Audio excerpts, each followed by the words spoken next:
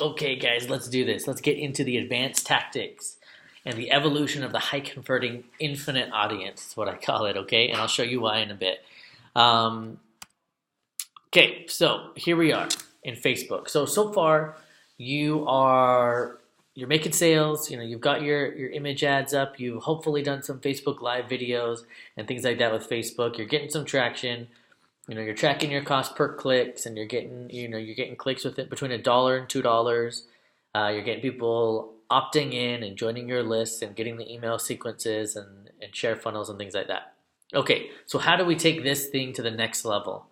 So what we're gonna do is we're gonna be building audiences using pixels, okay? And we're gonna be we're out producing ads with the goal as conversion. So what we need to do is we need to get into the pixels realm. So if you don't know what a pixel is, don't worry about it. It's just basically a little tiny block of code that you're going to put on your pages, and it's a simple thing, so don't be scared off by it. What I need you to do is come up here to your menu, open it up, and look for pixels, okay? This page comes up. You may have to click on a button that says create pixel, and then you just give it a name, and then this page comes up. It's really a silly page to have. I don't even know why they have it. But you get this page, right? What you need to do is simple. You just click on actions and you just view your pixel code. So this is the code I was talking about. Just copy it to your clipboard. You don't even need to know what it does. You just need to copy it. Come over to your funnel. Open up the editor. Open up settings here. Click on tracking codes. And just paste this code in here. Okay, so there's nothing tricky about that. It's all in here. Cool. So you do this on the first page. And then what you need to do, you just save that. I'm not going to save it on this one because we don't want to here. But we go back here, and then on the next page, so after they've opted in or purchased, after you've got them to take an action, and in your case, most of it I think is lead generation. So after they've given you their email and they land on the next page, on this page, you need to edit the page.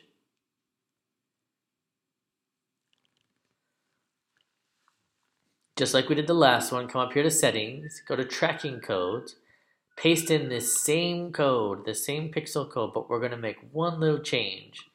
So over here in this pixel page from Facebook, we're clicking on create conversion. We're going to track conversions with standard events, which means that Facebook has these predetermined events that they think a successful sales funnel is going to basically, generate any of these responses. And so these are the standard ones that they have. I love using the standard ones. They work really well with Facebook's reporting and stuff like that. And so I usually stick with the standard ones. So say it's right after they opted in. So the page right after they opted in, when that page loads, you want to tell Facebook what happened is you just generated a lead. Okay, so you would do the same thing as soon as a purchase happens on that next page, you would have this code load. So the next page loads, this code fires, and Facebook knows, oh, a purchase just happened from the traffic that was driven through this Facebook ad. And they track it back specifically to not only the campaign or the ad set, but also as specific as the exact ad that generated that sale or that lead, right? And there's a variety of these. And you can put as many of these in your funnels, one per page, but as many of these in your funnels as you want. So if the first thing they do is they land on the page, and the second, and you ask them to opt in, then on the next page, once that opt-in happens, you put that lead code. That's what we're doing right now. So we're assuming this is right after an opt-in. Okay, so there's this thing called page view in the code. You don't need to know what it does. You just need to know that right after this semicolon is when you paste that new little block of code that you just got. Here it is. I just pasted this piece right here. So it's this little code right here that says lead, and then it ends in a semicolon again, and it all happens before they close out the script, okay? So after this semicolon and before this script closes, which is that, you put in your standard event, lead, you save it. I'm not going to save it on this one, but you would save it. Then you're pixeled. So everyone who talks all this crazy, talk about tracking conversions and pixels and stuff like that, you just did it. Congratulations. You have a pixel on your initial page, and you have a pixel on your thank you page, the page right after the opt-in, whatever content is on there. So when this page loads, Facebook knows that a lead was generated, okay? Why did we do that? There's two reasons why we did that. First is for audience generation. So now that this is done, we can come in here and Facebook will show us fun pixel data and show us the events that they're seeing happen, how many purchases happened, stuff like that on a general basis, what those URLs are that are firing it, and if it's on different domains and things like that. But what I'm talking about is the audiences, okay? So let me show you here what's happening with this group, for example. And I named my audiences in a way that it's easy for me to find them because otherwise I'll go crazy. So the page just pittered out. Let's refresh the page. Our audiences page. Okay, sort by name. All right, here we go. So here we have two kinds of buyer audiences. We have a pixeled audience. So every time, so what I did is I created an audience right here. I created a custom audience from website traffic and says anybody who visits specific web pages, if the URL contains, and I type in my, whatever it is, my url.com / and then let's say it's thank you, right? So whatever your URL is right there, that means that something successful happened. In the last up to 180 days, it's as big as you can go. You name it. These were my leads generated. So these are all the people who opted in as a lead. So you can create that audience, right? For example, here, I've got all the buyers, everyone who bought this book, as the pixel fires, and this is the size of it, right? This, and also you can generate an audience.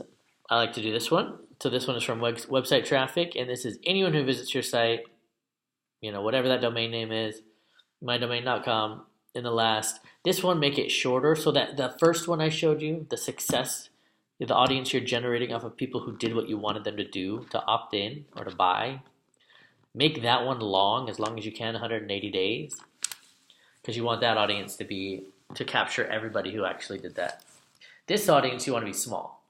This audience are the people who hit your page but didn't take the other action, right? Because we're going to exclude them from our success. So this audience right here, I'm only going to have be 30 days, maybe 60 days at a max. So this is the audience of people who hit your page initially, that first page in your funnel right there, without hitting the second page.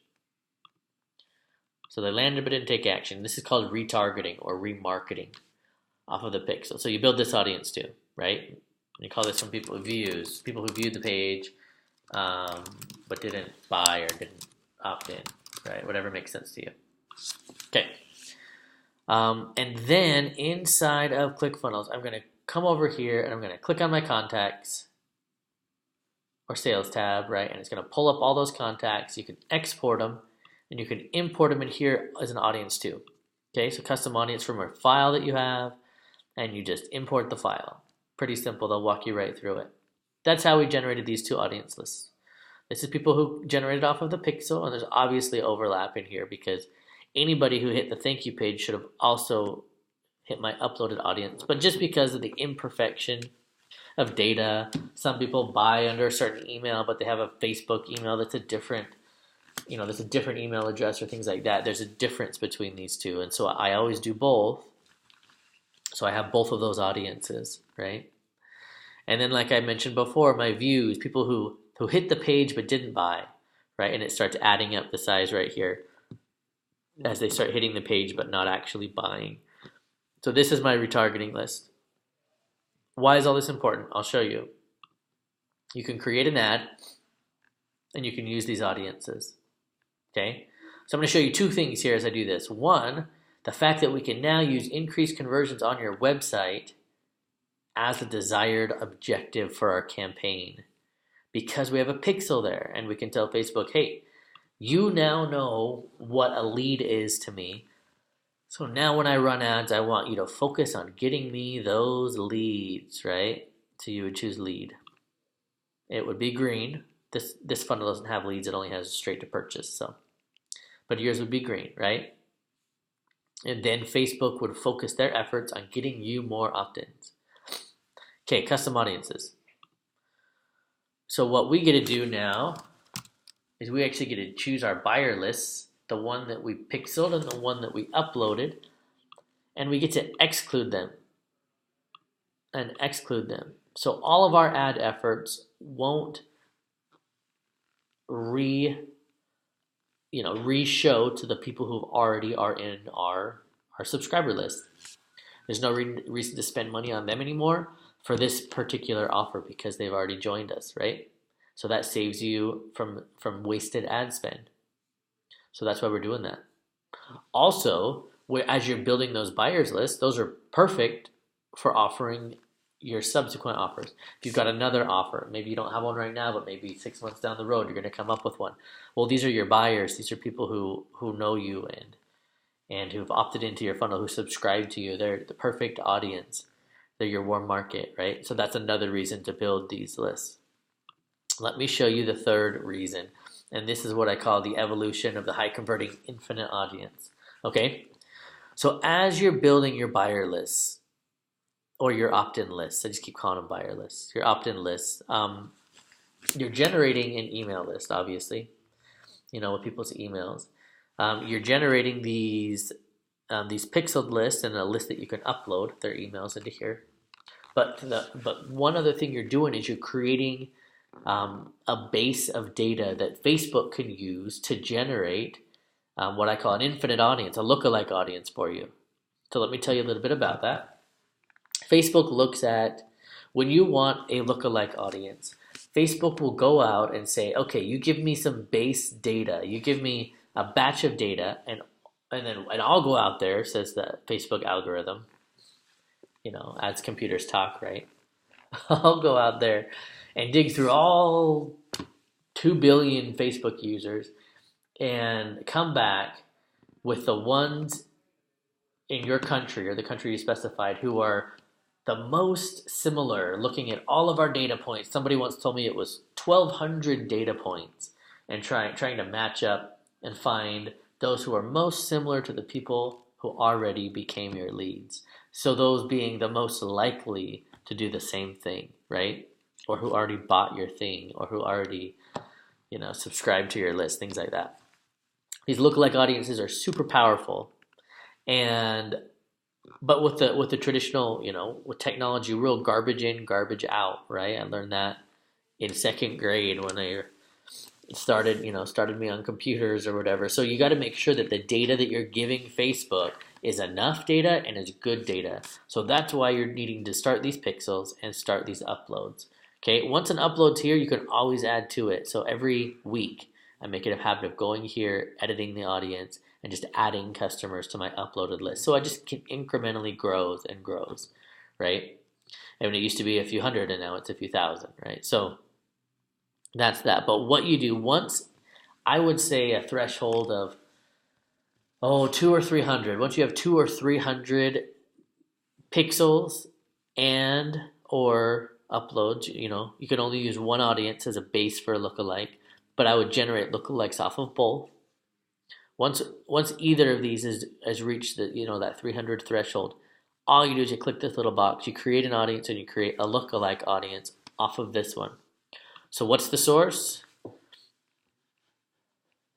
Well, I guess it's that box I checked, but that didn't work. So the source is my uploaded list. So I say Facebook, hey, look at all these users that I uploaded here. These are the people I want you to focus on in whatever country I choose. If I choose the United States, for example, Facebook says, okay, we have 200 million users in the United States that are on Facebook regularly.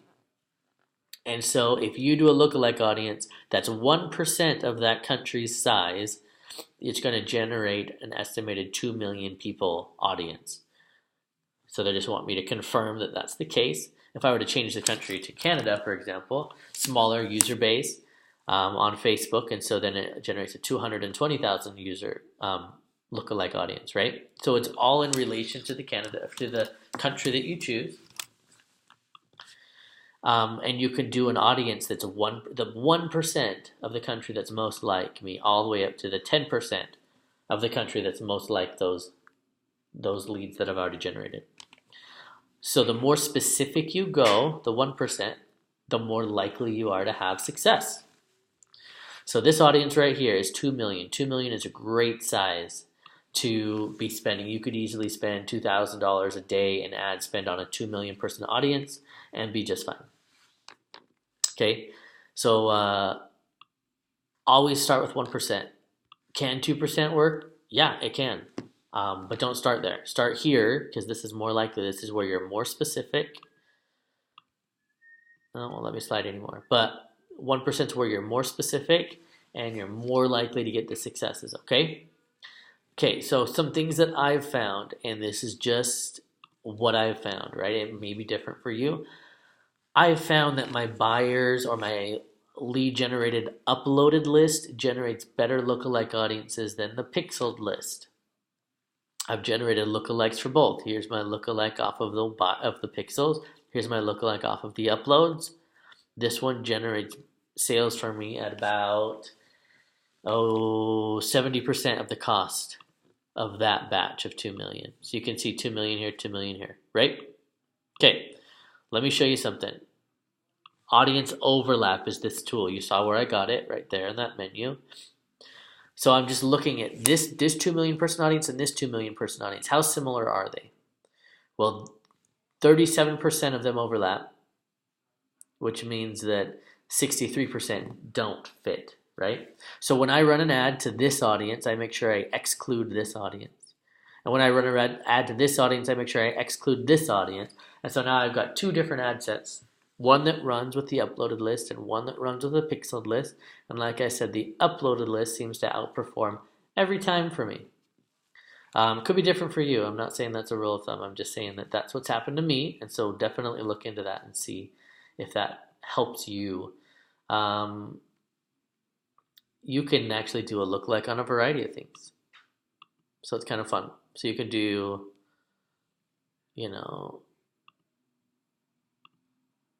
just randomly, just to show you audience overlap. You can do like a variety of audiences. So here we see that, then you just got to interpret what you're looking at. So of all my uploaded opt-ins, it shares 40% with those who've just landed and viewed my page, and so that kind of matches the fact that we have near a 40% opt-in rate. So that all makes sense to me. And those people are also overlapping quite a bit with the people who viewed our Facebook Live videos. So that makes sense to me. But of a saved interest, I've got some interests I saved right here. There's only a 10% overlap. So anyway, you can kind of play around with this audience overlap tool. But let me say one thing. If your audiences are overlapping, by 30% or more, let's make that the threshold, put those audiences together in the same ad set, because you're talking about the same people. Now this is direct from Facebook. As I talk to Facebook, they say if you have audiences that are overlapping above 30%, you put them in the same ad set. If they don't overlap by 30%, if they're unique like that, so you're running ads to Frank Kern's audience and Ryan Dice's audience, and if those don't overlap very much, treat them as separate audiences, because they're going to perform separately. They're going to perform differently.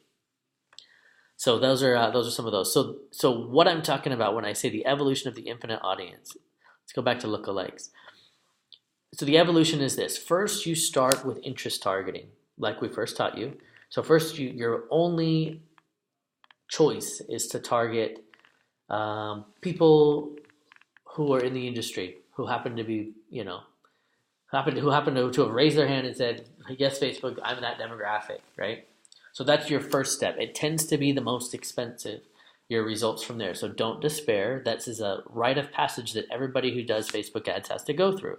You have to bite the bullet and pay for the opt-ins from the expensive audience, which is the interest targeting. Once you've generated, that list, that opt-in list of so many people who've opted in, 300, let's say, then you can generate the lookalike audience. And I've already told you why lookalike audiences are awesome. Facebook is doing the matching against data that we can't even access, and it usually works awesome if you've given them a good list to go from. The other thing that's awesome about lookalike audiences, the more you use them, the more Facebook updates them. So for example, this one I use all the time. You'll notice, and this one I don't use at all, or very rarely. You'll notice that even though I generated these 2 months ago or more, the last time Facebook updated this list was yesterday. So they keep this list fresh for me. And they keep it tied to that buyer's list. So I continue to upload things here, which continues to help Facebook refine this list of 2 million people, which is large and has a good longevity ads-wise. And so this list, I can just keep running ads and running ads and running ads. And as I continue to exclude my buyers, they're removed from my ad efforts. And so this list stays fresh. And it's really, really awesome if you can get a good lookalike audience, okay? But let's say you are crazy and you spend out of your 1% lookalike audience. Somehow you continue to spend and you're spending $10,000 a day and you've just burned out that audience, or you have to limit your ad spend because it can't handle that much. Well, what you can always do is you can generate a 2% lookalike audience, right? Like I showed you on that scale. You can say, okay, Facebook, that 1%'s been awesome, but it can't handle the kind of amount of ad spend I want to dish out. So let's generate everybody then that's from the 1% point until the 2% point, right? Because you already got the 0 to the 1. Now do the 1 to 2, and then you can do the 2 to 3.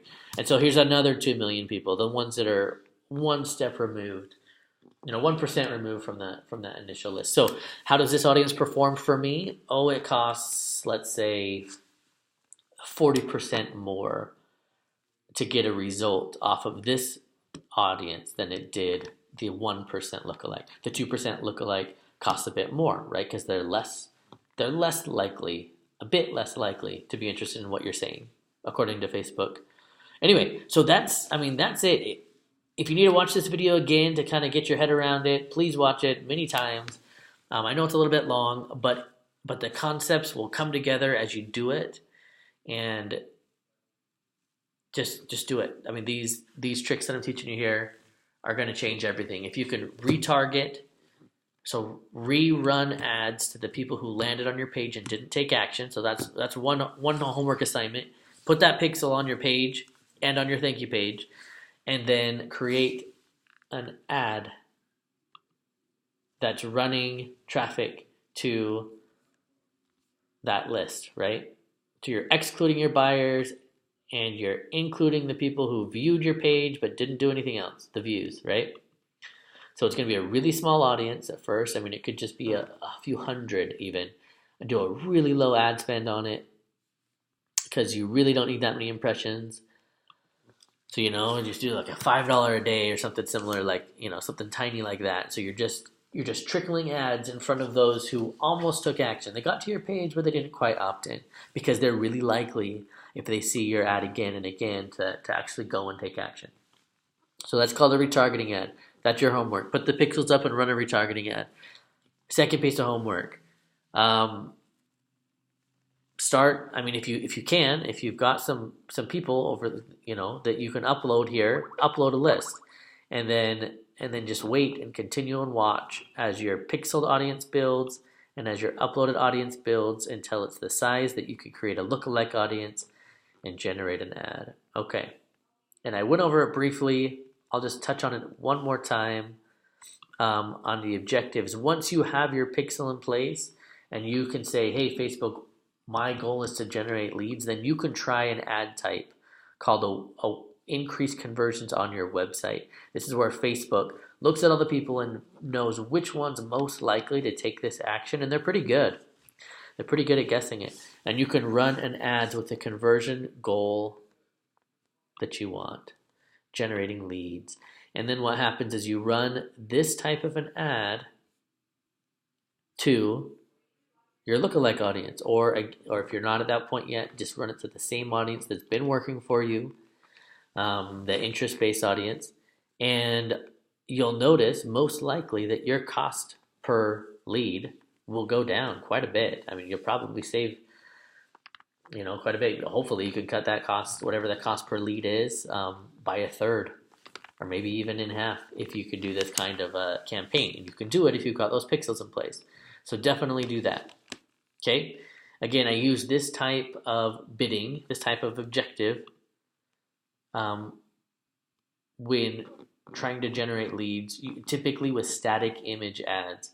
When running your videos, if you're good and your videos are performing well, that I talked about back on the Facebook Live video, I still think the money's here in get video views. You could try running increased conversions with the video if you want. Split test it. I'm always one for split testing. Go with the data. Your videos are going to be different than my videos. And so if you're not liking the performance of your videos, try replacing them with this kind of an objective. Anyway, those are your advanced strategies for this video. Make it happen, and we'll talk to you soon.